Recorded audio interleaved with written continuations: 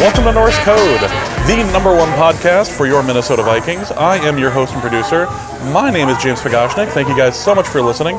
And yet again, at the other end of the table, live from the Rochard, just south of Harlem, it is useful human Arif Hassan. Arif, how you doing?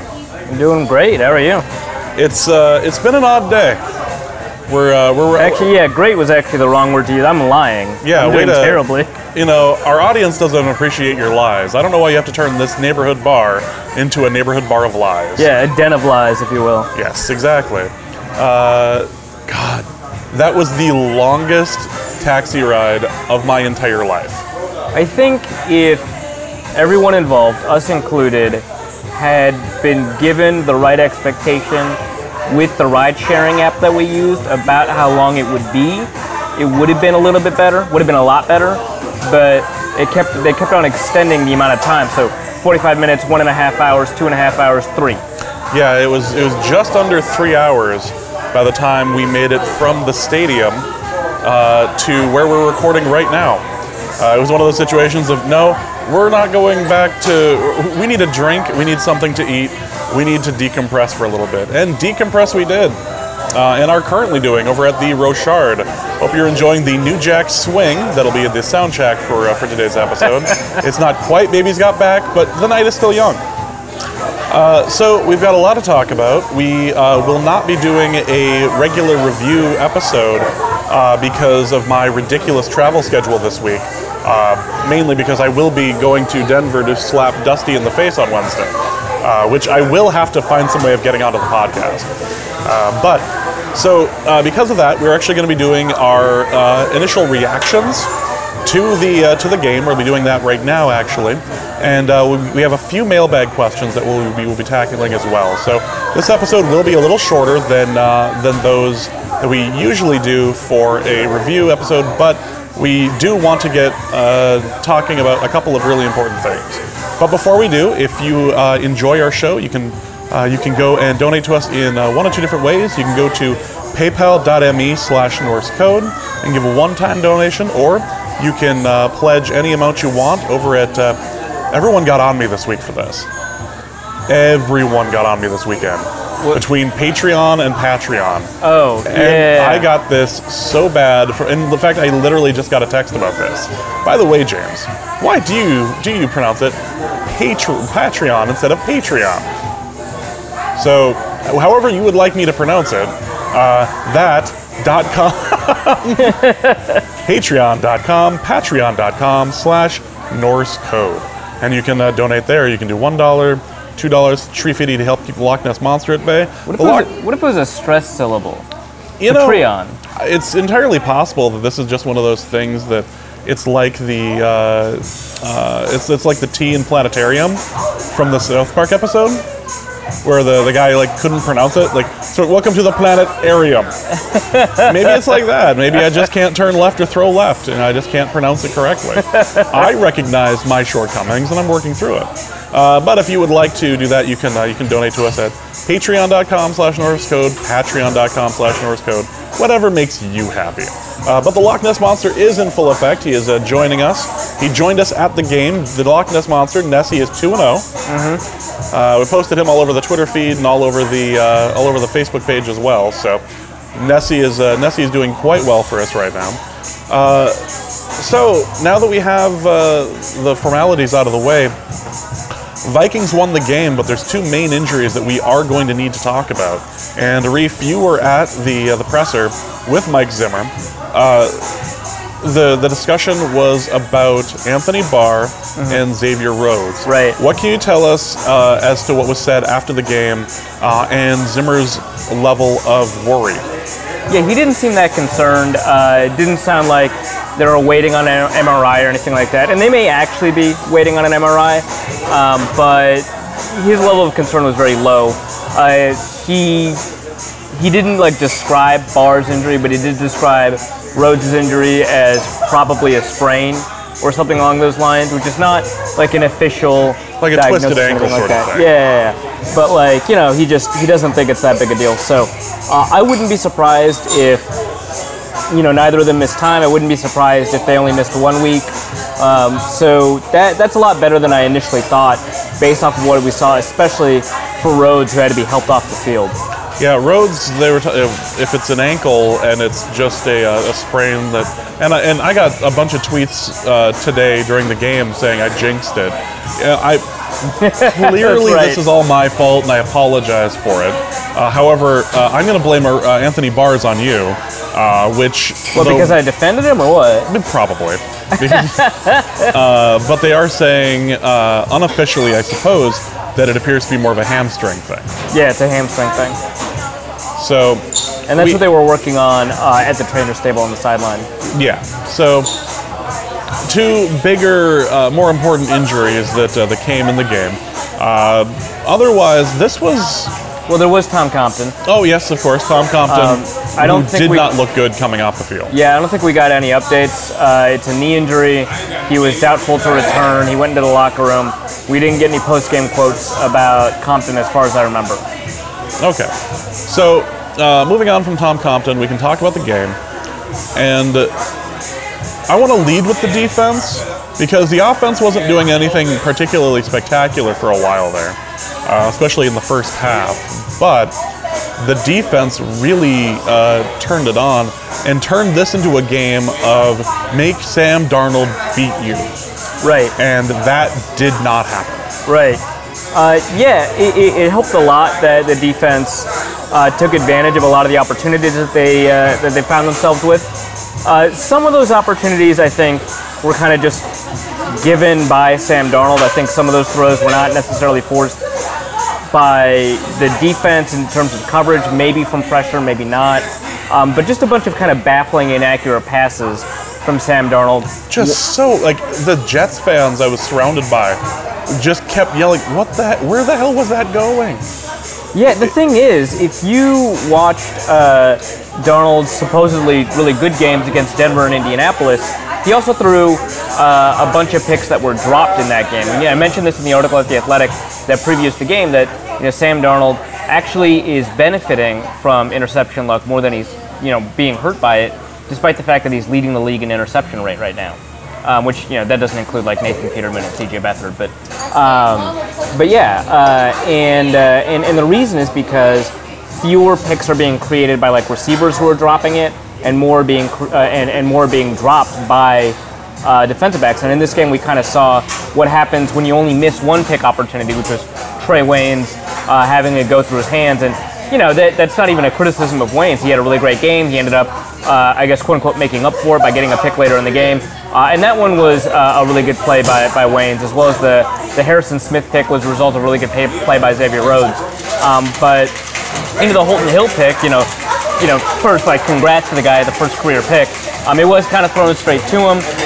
That's not a given. We've seen Vikings drop those picks in the past. Yeah. But dude got a lot of support on Twitter from that, too. Yeah, a bunch of Texas fans are just like, it's kind of weird because when you see like, hey, so-and-so got their first whatever of their career, sometimes you'll get, 100 retweets and 400 likes for the video or whatever. And that's great. That's good for me, obviously. That's great for the player because a lot of people are showing him love. But for Holton Hill, I mean, a ton of Texas alum, like Quandre Diggs and other former players, and other like Texas fans, tons of them retweeted and liked it. Like they were really, really proud of him. So yeah, he got a ton of love for that. But yeah, so there's 4 turnovers by the Jets. One interception and 1 fumble that I think were they just happened to occur. Yeah. And it's nice that the Vikings were able to, fall on the ball in that case, or catch the pick. So some of it I think is on the offense, but the defense did a great job, especially on third down.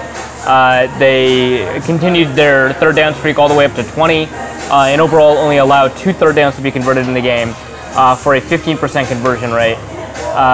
Really good stuff, especially I think from the corners that you expect a lot out of.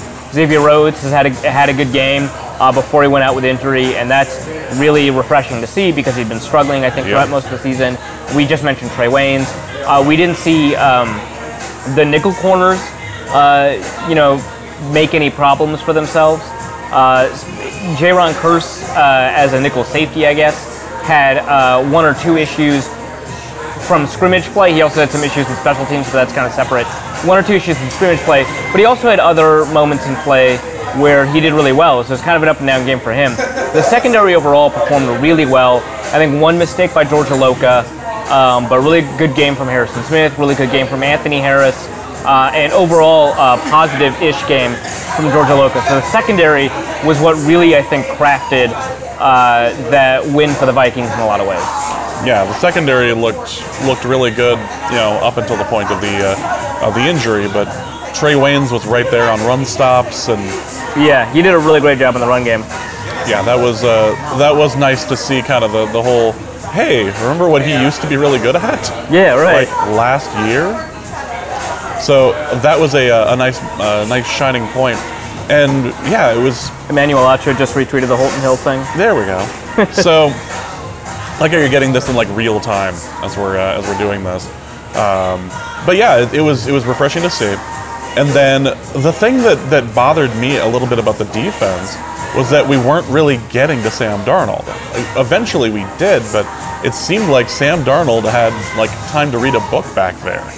It seems like that. I'm looking at the unofficial pressure rates, which I will not say what company it's from because they don't want that out because it's in beta right now. They have to go through a review.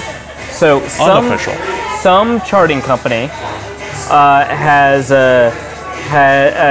17 hurries by the Vikings defense, along with 4 sacks. It's 3 sacks, but 4 because they count half sacks as full sacks. And then if you take a look at how many plays that Darnold was pressured under, 15 of 47 dropbacks, which isn't bad. It's not great, but it's not bad having a 33% pressure rate. Yeah. So I think it seems like they didn't put a ton of pressure on him, and it was kind of an uncharacteristically somewhat low amount of pressure, but they still were able to find ways to get pressure. I would have liked to see more in terms of pressure from Stephen Weatherly. Obviously, he's in a difficult position. He's a rotational backup playing as a starter. I would have liked to see a better game from Sheldon Richardson, although his mistakes were mostly in the run game. I thought Julio Johnson had a really good game. Again, I thought Daniil Hunter had a really good game. So those are positives to take away. And Hunter did get his half sack. Yeah, so he doesn't have the 1.0 sack streak. He now has an 0.5 sack streak, so it's a deprecated sack streak. But it's still really good, especially because he's still kind of hashtag on pace because he had 2 sacks in the game prior. Hunter had a really excellent game. I think he did about as well in run defense as he did in pass rushing situations, and he was able to get 6 or 7 pressures overall on the quarterback. Plus, he created Jaron Curse's sack by just bullying the offensive tackle into Sam Darnold, who was then pushed into Jaron Curse. Really impressive play from him. Yeah. So.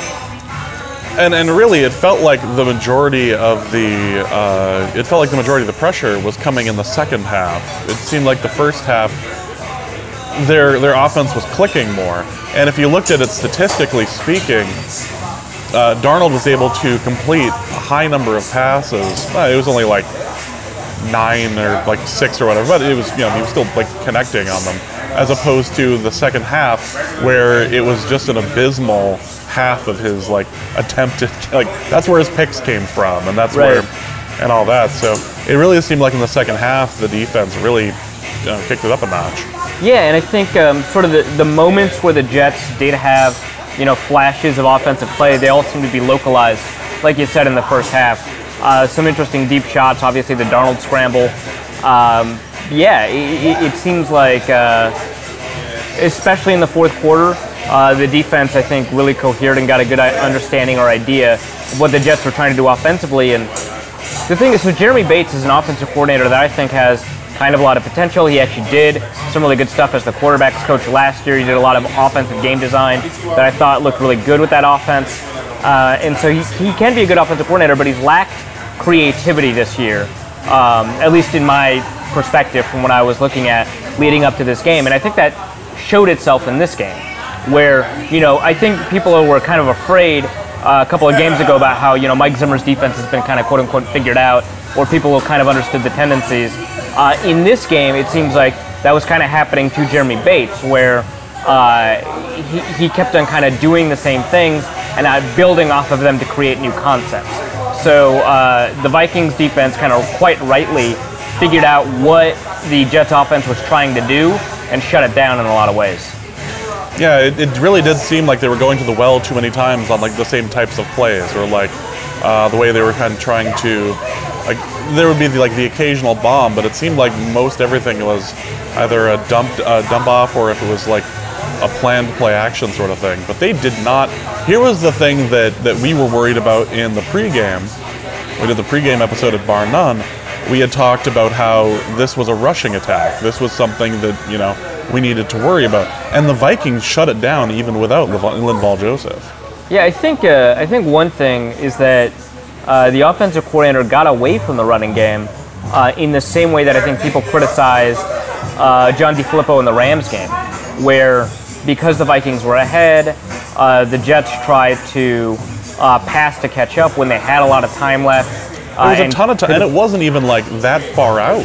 Right. Yeah. And so like it wasn't like the Bills game, right, where the Vikings fell like 27 points behind in the first quarter. Yeah. Right. In this game, the Vikings ended up getting a 10-point lead eventually, but for a large portion of the game, they had a 3-point lead or a 7-point lead, or they were tied up for a little bit, and the Jets still kind of went away from the run. And obviously, there's this debate about whether or not rushing the ball is kind of worth it or not. But to the extent that there was some worry about the nature of the rushing attack, especially given what Isaiah Bilal Powell did over the last 2 weeks, that didn't show up because of the kind of play calling that Bates put together. Maybe that's a better thing for the Jets, just because passing the ball is better than running. But for the purposes of kind of evaluating the Vikings' defensive performance against the run, they didn't get that many opportunities because the Jets kind of went into this hurry-up mode. Jaleel Johnson, I thought, did a really great job, and I think last year we were kind of concerned about his role on the roster, right? Because he still hadn't, he was kind of a touted, not like highly touted, but like a touted draft pick, especially among people like me or draft nicks in general. We just saw Andy Dalton throw a really bad pick. Ugh. Oh. And let's correct that. A pick six. Pick six, yeah. Oh, well, I started Andy Dalton instead of Drew Brees because of a defensive matchup. That's because I'm an idiot. Don't listen to me. Now let's go further into our podcast with starring Arif Hassan. Right. But yeah, so I think that there was some worry about Jaleel Johnson's role and his performance overall. It didn't seem all that great. He was kind of a pass rushing 3 technique, just a bigger one at Iowa in college, and the Vikings want to see him in a hybrid role or just a nose tackle role, even though Zimmer said that he's a natural 3 technique. And here he has to play nose tackle because of injury. I know I had at least one tweet saying, why isn't David Perry there? And I kind of understand it because he's a true nose and that kind of frees Johnson up, but there's no reason to need to free Johnson up because they have the other Johnson, Tom Johnson, who also had a really good game, even better than Sheldon Richardson. So they just kept Jaleel Johnson at the nose, and he did a great job preventing runs from going up his gap, anchoring. He got, I think, 2 stops. I think he also got 2 pressures in the game, I want to say, something like that. That's just from my count. I haven't checked what unnamed charting company has come up with or anything like that. But it was a general 2 pressures. It was generally a pretty good game from him, both in pass rush in terms of what you expect from a backup nose tackle. In pass rush, he exceeded those expectations, and in run defense, I thought he did a really good job there. So you just mentioned Sheldon Richardson. Why don't we just spend a brief minute or 2 talking about just how he did today, because his name wasn't really mentioned all that often, but he had a big presence out there. Yeah, well, so he had a very volatile game. He got 3 or so pressures, something like that. 3. And that's fine, but he missed a couple of tackles in the running game. That became pretty big. And early on in the running game, they were running right through him because he kept on getting pushed off the ball. So I want to say it was kind of a worse game for him, and he had a really big impact from the perspective of kind of he forced the Vikings defense to kind of reorient themselves around what he wasn't able to do. But At the same time, it's not like he didn't also make some splash plays. He also got, I think, 2 stops in the running game as well. So do you think that had anything to do with the lack of Lindvall next to him? Maybe. We saw a couple of double teams headed his way instead of, Lindvall's way, because you have to double Lindvall. So that might have played a role. But if the trade-off is that Julio Johnson ends up having a good game, sure, that means you sacrifice some pass rush pressure overall. And maybe that kind of contributed to the fact that it was only like 33% pressure instead of 40 or something like that. But it didn't have as big... Missing Lindvall didn't create as big a problem, even if individually it meant kind of a worse game for Richardson. Okay. I figured I would ask just because Lindvall coming out was unexpected, to say the least. When we found that out yesterday, it was like, oh, well, this will be interesting, maybe. So let's switch gears. We have talked about the Vikings defense. Let's talk about the Vikings offense. And Kirk Cousins has a pretty good game. He threw a couple of fantastic shots. And the one thing that you mentioned in the presser to him was about the tips. And it took a little bit of work to get the actual answer out. But as our listeners know, we have been kind of leery about the fact that all of a sudden he's really getting stuff kind of tipped at the line.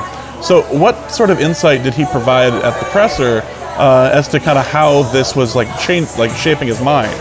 Yeah, so the first thing, so let's talk about the tip passes real quick. So he mentioned, I asked him hey, so to what extent are tip passes a problem that kind of falls on you that are correctable? And to what extent are they, these excellent, defensive performances from the players that you've been up against in the last couple of games? And initially he was just well, a lot of things can contribute to tipped passes. I've been throwing the same play, I've been throwing the same way for 10, 15 years, and I've never had this many batted passes. And that's true. Last year, he had, I think, fewer batted passes than he does up to week 7 this year, and as many as week 6 last year. So week 6 this year. So he clearly has way more tipped passes this year than he did last year, the year before that. So his confusion, I think it makes a lot of sense. But I asked him about some specific plays. I asked him about sort of the tipped pass that almost became a pick. I asked him about the tip pass on a slant to Diggs in the end zone, it looked like. And he talked about kind of sometimes tipped passes come from, defenses, figure some tell. Sometimes they come from, and he got a lot more specific, sometimes they come from a specific defensive look or the kind of things that they want to do on that play. Maybe they don't necessarily want to get pressure, they maybe just want to bat the ball down. Maybe they know how you're using your passing lane in a particular way. Maybe they've kind of figured out an appropriate timing. Maybe it's part of, a linebacker goes up to the line of scrimmage or peels back or something like that and takes on a running back, and now that running back is in pass protection. And now, you've got one fewer running lane because you've got another guy clogging. So you talk a little bit more about that. But I think the evidence we have so far suggests 2 things. One, that there is a problem on Kirk Cousins' end, that he's doing something. A lot of people mention to me that he pats the ball before he throws, and that's kind of a common criticism of a lot of quarterbacks. As they come out of college, they pat the ball. And the bigger problem with that is not defensive linemen. It's usually defensive backs get a good sense of timing, but it can kind of result in a defensive lineman kind of thing. There might be other tells too. It could be kind of how he opens his hips or the way he opens his shoulders right before a throw or something like that. But either way, they've been getting up and putting the ball down. The second thing it suggests is now that defensive linemen think that they can tip passes, they are now working in a way that they hadn't before to tip passes. So it might not be entirely like this dramatic deficiency that he has. So that's kind of interesting. The other things I want to think about are kind of like how effective was Cousins really? Because I actually think, based off of what I could see, with my binoculars up in the press box and stuff like that, and some access to the replay I was able to watch, I actually think that he ended up getting away with a lot. I think this was kind of one of his, I'm not going to say one of his worst games, because that almost puts it in the same category as the Bills game, and it wasn't nearly as bad as that or anything like that. But I think he got away with some of those deep passes. I thought all but one of them had really poor ball placement, and he just happened to do well. Thielen created some additional space on an underneath throw. Aldrick Robinson kind of got away with something. That one, though, the one to Robinson was interesting because it was headed in our exact direction, in that exact corner, and you could actually see him. And I imagine the replay shows this too.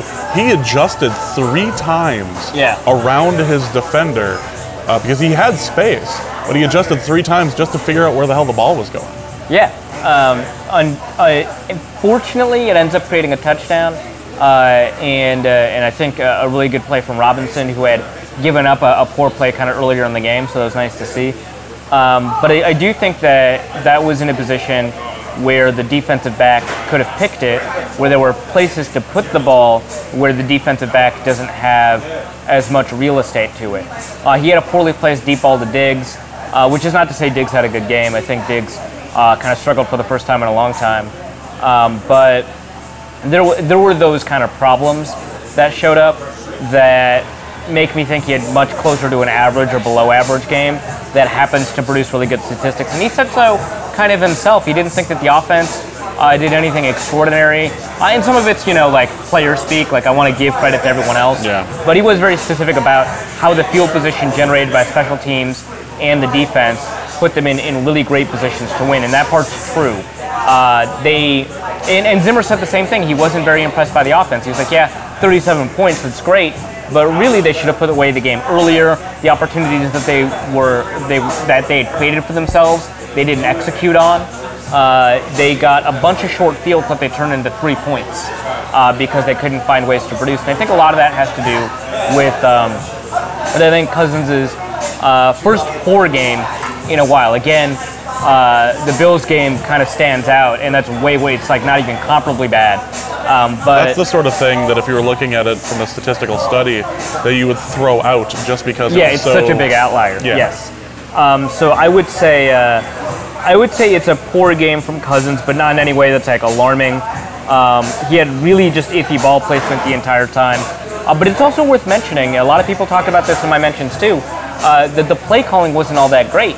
And I agree with that. I mean, I'm going to have to go through it again. But I thought that there were issues with the offensive play calling. I think that the way that Stephon Diggs is being used, again, I'm not going to say that Diggs had a good game because the opportunities he had as a standard receiver running standard routes, he had that drop pass and he didn't. That was so weird. That was very weird. Like time stood still for just a moment when he dropped that. Right, exactly. It was super odd because he had such great hands over the past couple of years. Just to see him drop a pass on one of his few opportunities was so unusual. And then I mentioned the poor ball placement earlier to him on a deep throw, and the thing is that last year that resulted in a touchdown. And so I don't want to say, Diggs, you got to catch that because the fault lies primarily with Cousins. But Diggs normally catches that. And that's kind of a thing where if he had caught that but dropped the other one, that's where you get to make up for some stuff. Yeah. And he missed his opportunities to make up for that mistake as well. But I do want to say that I think the way that DeFilippo is using Diggs is really inhibiting his overall talent. They're using him a lot behind the line of scrimmage, using him a lot as a gadget player, kind of like a Percy Harvin type role. And I love Diggs, but nobody really is Percy Harvin. Harvin was tremendously unique in his capabilities in terms of being able to generate yards after the catch in lost positions. And Diggs was put in a bunch of lost positions on a lot of those screens. Negative 2-yard passes, 1-yard passes. He ended up averaging, I want to say, under 4 yards a catch in this game, or under 5 yards a catch in this game, over 4. So 4.5 actually, I think. But yeah, it was atrocious. I think the way that he was used. And it just kind of sucks that he was only given kind of 2 or 3 opportunities to play as a standard receiver. That defense sniffed it out too. They knew exactly what was they knew coming. exactly what they were doing. Yeah. And here's the thing that I found kind of interesting. Early in the game, they were using a lot of pre-snap motions and shifts in a very Rams kind of way. Like sometimes you see, pre-snap motion, a tight end moves across the formation, you set, and then you go. That's a fairly normal motion. But early in the game, they were doing a lot of movement stuff that is reminiscent of the Rams. Fake sweeps and a bunch of movement behind the line of scrimmage, moving more than one player at once and stuff like that. And the plays that they were doing that on weren't working out. And so either they don't have those plays in the non-scripted kind of portion of their playbook, or they just decided to go away from them because they weren't working. Or I read it wrong and maybe there's not actually a difference. One of those three possibilities. But my perception is that because those plays weren't working, they got away from them. Those are also the plays where you see Diggs behind the line of scrimmage a lot. I would just like to see him used as a standard receiver. Zimmer mentioned that they were doubling both Diggs and Thielen, which on its face is a claim that's kind of difficult to believe. I'll double check to see if that's the case. I won't say Zimmer's a liar, but it's kind of easy to exaggerate kind of after the game when you talk about kind of the way that the defense kind of gave you looks. But if that's the case, then I don't know, make them pay. Like obviously the offense ended up making them pay at the end, but at halftime they were only ahead by 3. They should have been ahead by like 10. I was gonna say, yeah. Let's take it, since we're mentioning both Cousins and Diggs here, we can talk about kind of what happened on that throwaway play that Cousins, this kind of goes back to a point I had made either last episode or the episode before, where I had mentioned that if Cousins is going to throw it away, he needs to throw it harder and higher up. Yeah. Meanwhile, he tosses this pass. He basically 86 is the play, realizes this isn't going to work, and that was the play that Diggs lined up behind him under center. What the heck? All right, so Diggs goes left side, and then Cousins goes back, realizes this is not going to work, and instead of throwing it away, throws it backwards. To get it out, and manages to nearly, because it was a backward pass, it counted as a fumble, like a lateral. Yep. And Diggs was lucky enough to be able to get on that and turn and make sure it wasn't a turnover. But it just kind of goes to show that if he is going to do that, this is an actual problem of his now, and he recognized it in the presser. He talked about that a little bit. So he mentioned, that play is dead. He saw that the Sam linebacker had peeled off of his blitz to cover Diggs, and that there was already also a defender that was coming in on Diggs, and so if it was a completed pass, it would be for negative 4 yards or something like that.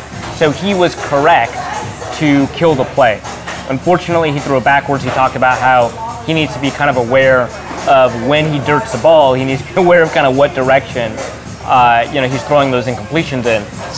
Stuff that your high school quarterback should. Right. Yeah. And then that's all true. I asked him when a play like that dies, is that something that you should have seen beforehand? Is that hey, the Sam linebacker just had really great instincts about what was going to happen? Could you have possibly anticipated that play was going to die based off of what you were seeing, and maybe you could have switched the play? And he said, the Sam linebacker showed blitz, and he just peeled off of his blitz that he was actually engaging in. So that's not something that before the play that you're going to get a clue about how he's going to read a motion that hasn't occurred yet. And that makes sense. So I also think that that's a problem in the play design then, because there's no backside option. If that play is dead, Cousins probably then doesn't have the option to step back, because now that guy's not blitzing anymore. He now doesn't have the option to step back and fire off to a longer developing option on the other side of the field. So that's kind of a play design issue when you line up Diggs in the backfield. And it reminds me of second year Cordero Patterson, where when he did line up as a running back under center, he was only going to go to the outside as a receiver or a running back, and defenses keyed in on that, and he stopped gaining positive plays on those in his second year. So kind of the same thing with Diggs. As soon as Diggs lines back up there, he's not running up the gut. So people just key into him, and it's a dead play. So I think that's also kind of emblematic of the way the offense is using Diggs. So Thielen was able to get another 100-yard gain. Took a while this time. He did. They did a really good job at shutting him down in the first half, but other than the touchdown, obviously. Right. Well, James, as I push my glasses up, what about the first touchdown of the game, which was a fantastic catch. But Thielen did get his 100 yards, but it seemed like it took forever to get that. And I don't know. It's like a good thing to complain about, I guess, right? Well, I mean, it's one of those good problems, you know. Right. Yeah. But what was making him just like ineffective out there that you were seeing? And oh, hey, that's an interception. Oh, well, I mean, that's Mahomes' first interception, second? Something like that, yeah. Yeah. We're here to watch history.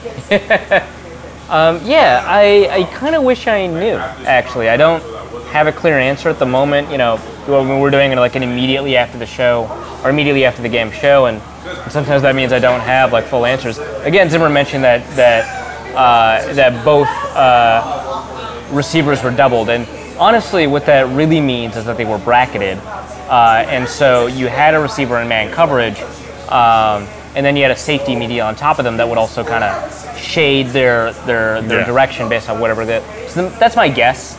Is kind of what happened is that they were playing too high safety a lot, which is kind of why you saw a lot of room in the running game too, to take advantage of the fact that there's a missing defender in the box. But yeah, that's my guess. I don't have a definitive answer. I do want to say that Darryl Roberts, the backup cornerback that played instead of Tremaine Johnson, did have a really excellent game, and he kind of deserves credit for some of the excellent plays that he made, including one of the deep passes to Diggs. Yeah. Well, the other thing that we should definitely mention is All-Davius, Latavius Murray. He had 2 touchdowns. He, especially the one nice long one, was that like a 36-yarder? Yeah, something like that. Yeah, something like that. He looked good. There was a mailbag question, and I feel like we can just get into this now as opposed to kind of waiting on it. There was a mailbag question that had said something along the lines of, is there anything that we can figure out as to like how we've gone? Yeah, here we go. Joe Schneider asks, what would you attribute the most from going from a complete dumpster fire of a run game to now at least formidable? Is it the addition of Elfline? I think that plays a really big role. It should be mentioned that before the first big run, that Latavius Murray was averaging 1.9 yards a carry.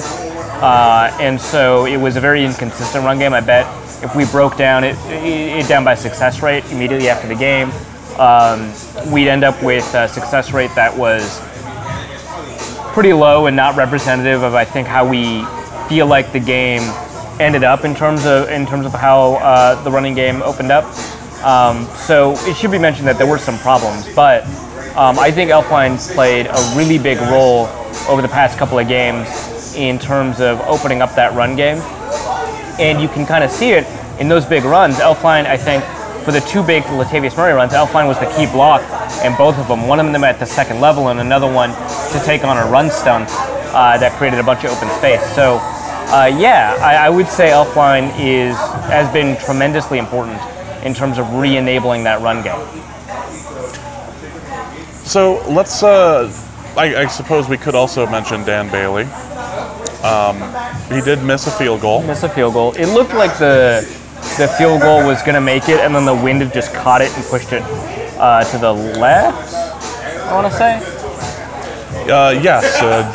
From where we were standing, it was going to the left. It was away from us. So yeah. It was nice to have all of that, all the stuff happen of real importance that made it seem to happen all in our section. So it was how nice of the Vikings to like find a way to make that happen for us. But Dan Bailey, however, was lights out on extra points. Yep. That was That's nice. Big.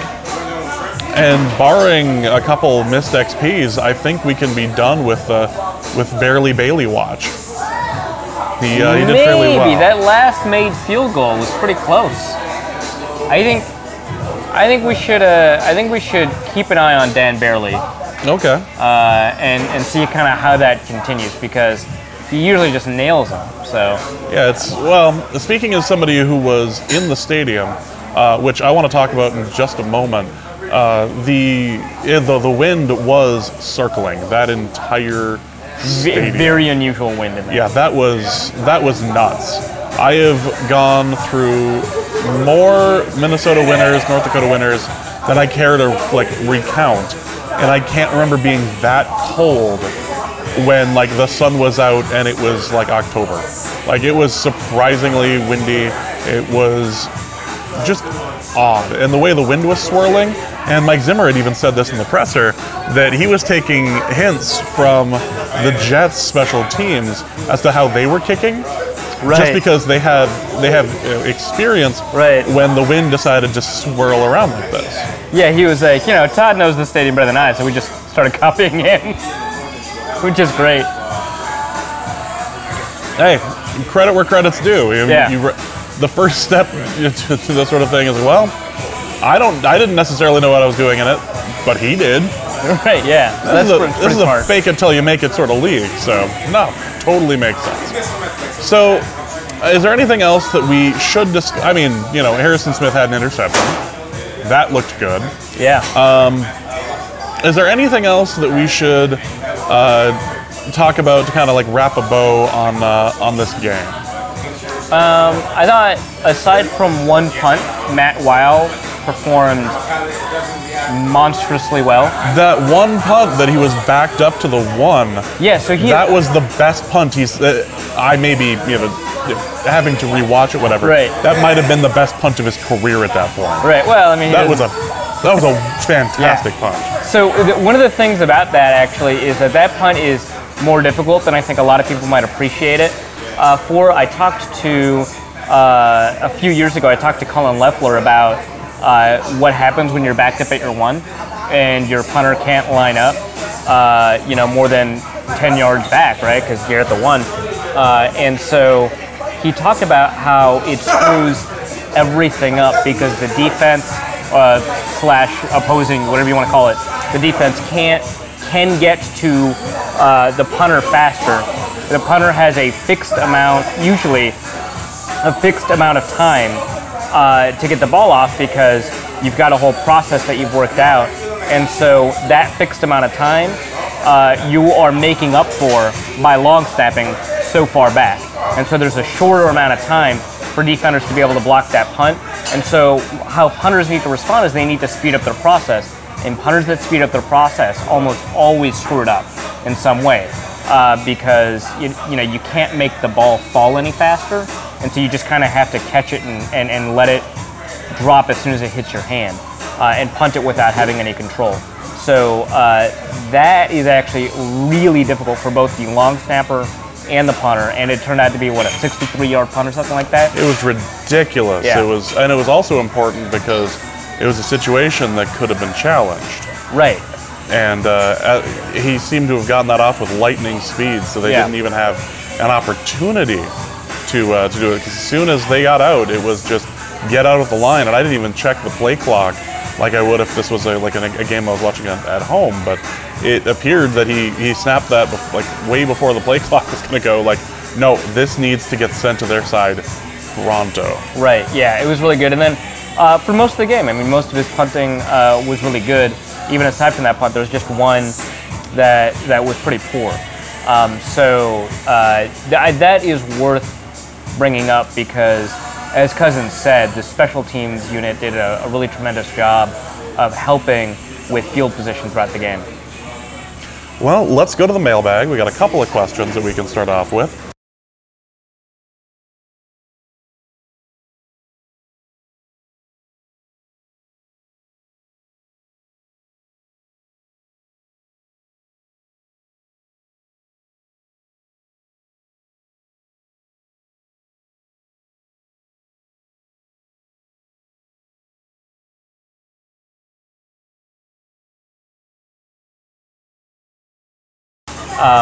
But he has issues. He doesn't generate pressure at the rate that you hope for a starting defensive end, and he can kind of miss down breaking tackles in the open field, which the more time you play, the more that's going to expose you, and that kind of showed up in this game too, where he missed on Sam Darnold. So, no, I don't think he's playing well enough right now for you to be able to say that. Obviously, he can make a similar leap now as he did before to get to where he is now. If he makes that similar leap kind of in the next couple of weeks, then we can kind of reevaluate that conversation and say, no, he is playing like a starting defensive end. Paul Hegstead asks, how should the team address its over-reliance on Thielen? Do we trade him to Washington for Adrian Peterson? Well, I don't see any other way. There's probably something to that. Yeah, last I checked, Adrian in this last game was like averaging 5.4 yards an attempt or something. I don't know, it was pretty ridiculous. It's kind of funny. Yeah. But do we have an over-reliance on Thielen? A little bit. I don't know. What's interesting is in this game, I saw a bunch of tweets saying, "Hey, you know, let's stop force-feeding Diggs." I don't think that's what was happening. Obviously, there were some designed plays for Diggs, and so you could say that that's kind of feeding. But you know, we have this question: are we over-relying on Thielen? And on the same day, we had the question of you know, are we force-feeding Diggs? I don't think either of those things are the case. I think the Thielen thing is not an over-reliance. It's just using something until they find an answer to it. When they have an answer to it, they have to necessarily sacrifice somewhere else, and that's when you can, you know, use the space for Aldrick Robinson, Laquan Treadwell, Kyle Rudolph, and of course Stephon Diggs. So yeah, I don't think they're necessarily over-reliant. It's like asking, you know, hey, are the Falcons over-reliant on Julio? Not really. Were the Steelers too reliant on Antonio Brown? Not really. I don't think they're over-reliant on Thielen. So Mike Ellis asks, how lucky and better positioned for future are the Jets since Cousin rejected them and they drafted Darnold? I don't think they are. If you were to listen to any of the Jets media that was playing out like from like Jets radio and Jets TV while you were in the presser, that was outside. I was outside in the cold waiting for you to be done with the presser, you know, working. But they were playing the Jets like radio like analysis like over the loudspeakers and the TV, and they were talking about how like Sam Darnold is the future. He just needs to stop, you know, being an idiot. Yeah, I mean that's a pretty big step to take. If that's your that's you hope for the Mitch Trubisky sort of situation where like all of a sudden the second year you're taking genius pills, or you know, you're actually able to like move around and figure out, oh hey, I can throw left. Yes, exactly. All of a sudden you can throw left. Actually, I don't know that Trubisky had a good game this week. I need to check because I didn't watch it. I was watching, you know, the game. That's my job. But yeah, I know what you mean, like a Jared Goff type improvement. I think so. There are a couple of differences between the Goff situation and the Sam Darnold situation that favor Sam Darnold. All these differences I'm identifying are examples that are good for Sam Darnold. Goff had a lot of things to fix, whereas Darnold largely has kind of the one or two things to fix, which is, you know, it's good to have an aggressive quarterback, but he's too aggressive, and he is actually, I think he's a lot more inaccurate than a lot of people will say. It's kind of like, and this again is a comparison that's positive for him, but it's kind of like Cam Newton, where you see these passes just with incredible ball placement, like, you know, just pinpoint, you know, threading a needle type stuff. But then you also see a bunch of passes that are kind of wildly off target, and especially that's true for early Cam Newton. Whereas Darnold, I think, is kind of the same thing, but I think those extremes aren't as extreme enough to help him. I think mostly he's got poor ball placement on a lot of these throws that he's gotten lucky with over the last couple of games, and mostly I think he's, you know, too aggressive, and I don't think he's as good a decision maker as he was propped to be coming out. Yeah, obviously he's got decent arm strength, but I think he thinks his arm is stronger than it is. So in the sense that we've seen quarterbacks who've had more problems and worse rookie years succeed, I think actually Carson Wentz is a good example. His rookie year wasn't that great. And now that Eagles fans aren't angry at me for talking about Carson Wentz a lot, you know, some of them do agree with me. Michael Kist, you know, who we had on the Eagles podcast, agrees with me. Ben Natan agrees with me. We can actually just now say Carson Wentz's rookie year wasn't that great. He had a couple of things to fix, and he fixed them. So it's certainly possible that Darnold can, you know, take that next step and resolve that problem. and be the quarterback of the future. But I think what we see right now tells us that's less likely than so. So I don't think the Jets are lucky right now. And I, of course, am biased because of my pre-draft expectations of Darnold. He was not one of my favorite 3 quarterbacks in the draft. And so I'm using that information to kind of inform my opinion here as well. But he's had 2 statistically great games, 4 pretty poor games, and I think in his 2 good games he made a lot of mistakes. So I don't think he's done enough yet for us to say he's the future. Alex Goebel asks, is the concept of oblivion really that much scarier than the idea of eternal life? Speaking as somebody who just spent 3 hours trying to get over the George Washington Bridge, I think oblivion is... Sounds pretty great. Yeah, oblivion, that sounds like a cup of coffee. Yeah, it's terrifying because it's unknowable because we don't know what nothing feels like. So that's pretty terrifying. Now, I know what nothing feels like. Nothing feels like listening to our driver who... Bless her heart. Bless her heart, thank you, for our southern listeners. Bless her heart. She tried, but it was almost a 3-man operation to get that going. You were looking up the instruction, or you were looking up more accurate Google Maps. She was doing the driving, and I was trying to make her laugh to keep her sane. Right. And she did have a couple of good lines, but I got one in there too, so I was pleased about that. Yeah. So. No. It was quite a ride. It would have been nice if the original path that we had been asked to set out on was the path that we ended up going on, but that wasn't the case. Life changes. That's an experience we have now. That is an experience we have now. And eternal life is, in theory, a bunch of new experiences. That, in the context that I just gave, sounds awful. But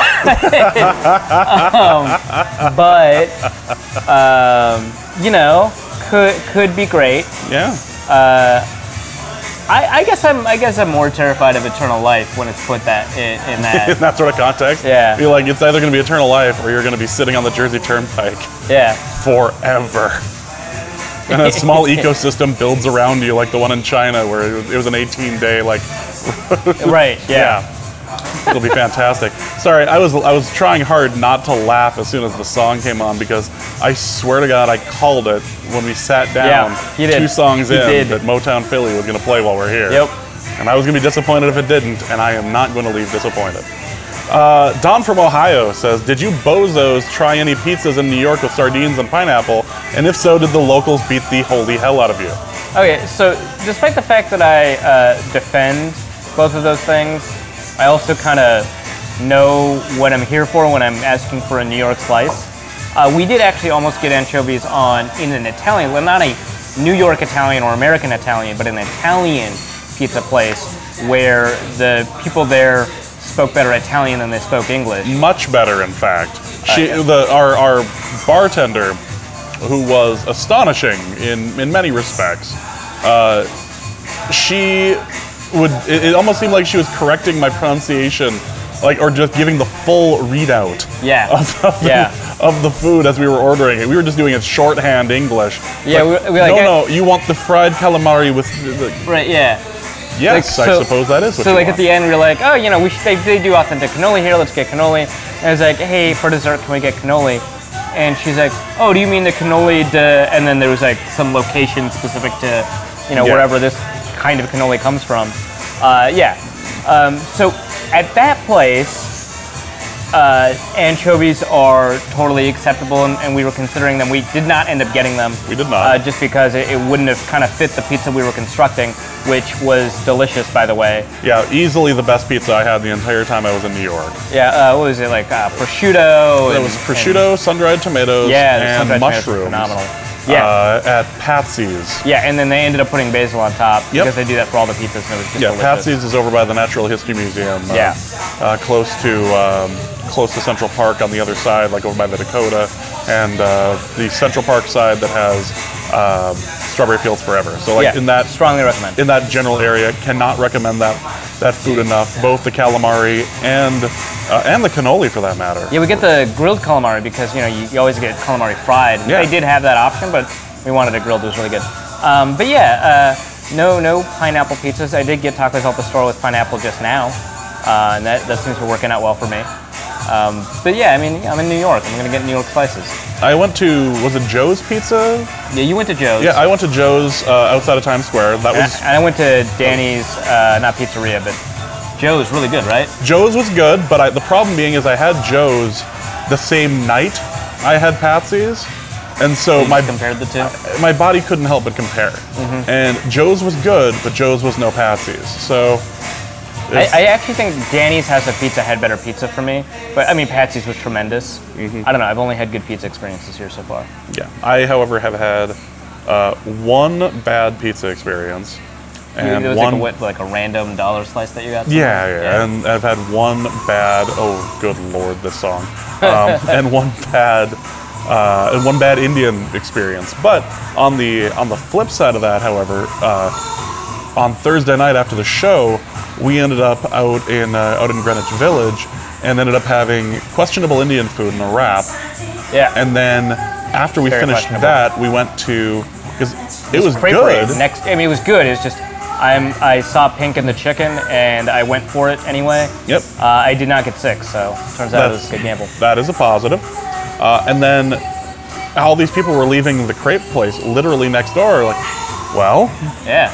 Let's do this. And the crepe I thought was better than the Indian food. Like the crepe was fantastic. Oh my god, yeah, the s'mores crepe. Oh, you had the s'mores. I had the peach. The peach. Yeah, the like the baked peach. And they had caramel. like 60 ways to do the crepes. Oh man, that was so fantastic. But yeah, that was one of the better like moments of the whole trip was being out there in Greenwich Village, and the bums are working overtime. Like they'd come up with. Oh yeah, we got a stand-up act. Yeah, we got like basically a stand-up act. We got 10 jokes in a row that even had a closer that was an initiation for for tips. The final joke was also an ask. Yes, so we appreciated that. And then to get off or to just kind of wrap up the food thing, we also went to Katz's. Yeah. So we went to Katz's and had a fantastic night getting drunk on pastrami. Which, oh my god, that pastrami is otherworldly. It's heavenly. Yeah. I had posted this in a tweet to Andy late last night. It's that Patsy's, Katz's worked hard to be number one, and they worked twice as hard to keep it. They really did a fantastic job. Yeah, their food was so good. Yeah, we were talking about, how some places earn a reputation for having a reputation, and then they kind of live off that reputation, and some places seem to generate the reputation just by kind of word of mouth and high quality. And though Katz's seems to be a place that you could end up seeing as overrated because everyone tells you to go there, it's so hyped, it's emblematic, New York, it lived up to the hype. It was delicious. One other thing I wanted to mention, just as we're kind of wrapping up here, that I wanted to mention during the game breakdown, but I had totally spaced until now, was the fact that on TV, MetLife Stadium looks like this, basically like an office building. Yep. Like it looks sterile, it looks boring, it looks like it has no character whatsoever. And in person, this was a really nice stadium. Like, I really enjoyed the experience in there, and not just the Jets fans were like overly nice or whatever. Like this was a genuinely this is a wonderful looking stadium, and I wonder why it doesn't come across that way on TV. Like it just looked the inside of that place kind of blew me away at first. Like, wow, I walked in here thinking this was going to be like as gray and miserable as, Oco Coliseum. Yeah, basically. Right, yeah. No, it was very different than I was expecting. Yeah, I will say that, and this is like snooty media reef getting too big on his britches or whatever. I will say that the Jets media spread was surprisingly bad in terms of the food that they offered, and I say this mostly because there were a bunch of people there who also covered Giants games, and they weren't raving about it, but in terms of comparison to what the Jets offered in terms of food, the Giants offered like lunch at lunchtime, whereas the Jets gave you 4 half sticks of previously frozen mozzarella sticks and a prepackaged sandwich that had probably been packaged like 2 weeks ago, and so it was near the end of its expiry by the time it got to the media, and I couldn't finish the sandwich. It was so bad, and so I had 4 mozzarella sticks for lunch in this watery marinara sauce, and like, it's free food, but this is honestly the first time I've been like kind of offended by free food. Like, again, I get it. It's free. It's a privilege I get from being, in the press box and stuff like that. But like, also do better. What the hell? It's like Melania Trump says, be better. Yeah, be best. Be best. Well, that is going to be it for this edition of Norse Code. Hope you guys enjoyed it and the kind of the relaxing music in the background. Hope you guys all appreciated that. So we're recording this on Sunday night, putting it out on Sunday night. I would ask what you're going to plug, but so you gonna have a recap of the game on The Athletic, or what are you looking at? Yeah, it's going to be a recap that breaks down specific plays. I'm leaning towards those plays being all the turnovers, just so we can get an idea of. I've been doing a lot of offensive breakdowns. I wanted to do some defensive ones, and then also, I did. It's kind of like a good complement to the Green Bay Packers piece I had a while back that broke down every touchdown. And this game, it wouldn't seem appropriate to break down all the touchdowns because it was kind of, even though they scored 37 points, offensively inept. So I'm going to break down, to the extent that I can, probably all the turnovers. All right, so you can look forward to that. If you have enjoyed the show, you can help donate in one of 2 different ways. Go to patreon.com/NorseCode. I'm just going to say both for a little while until I rid myself of the other. And donate there. That's more of a subscription base. You can give Tree Fitty to help keep the Loch Ness Monster at bay. He's been well behaved, but he still needs Tree Fitty. Or you can go to paypal.me/NorseCode. That is going to be it for us here live from New York at the Rochard, just south of Harlem, close to Central Park here in beautiful New York City. I have had a fantastic time. I know you've expressed as much as well, but yeah, this has been a lot of fun, and we could not have done this without the assistance of listeners like you. Yes, you. And people who've donated to the show. So again, thank you guys so much for making this a reality. This has been really fun. Hopefully we can do something similar next year, go to another away game and meet some more awesome fans, because we met a lot of really cool people this trip. So again, thank you guys so much. This was fantastic. So that is going to be it. So for Arif, my name is James. Thank you guys so much for listening, and please remember to tweet that, even if it is a work in progress. And we will see you later this week. Norse Code is the largest and only division of Norse Code LLC. You can find Norse Code on the Daily Norseman, SB Nation's Vikings blog at dailynorseman.com. You can also find it on iTunes, Stitcher, Google Play Music Podcasts, Spotify, or wherever fine podcasts are aggregated. Our Vikings blogger extraordinaire and generally useful human is Arif Hassan, and he can be found on Twitter at Arif Hassan NFL. I am your producer and co-host, and my name is James Pagashnik. You can find me at the show's official Twitter feed at NorseCodeDN. If you'd like to donate a few bucks to the show, you can make your one-time donation at paypal.me/NorseCode, or a recurring monthly contribution can be made by visiting patreon.com/NorseCode. Any questions or comments that won't fit in a tweet can also be sent to norsecodepodcast@gmail.com. On behalf of the Norse Code staff, we thank you so much for listening. Our formula is this. We go out, we hit people in the mouth.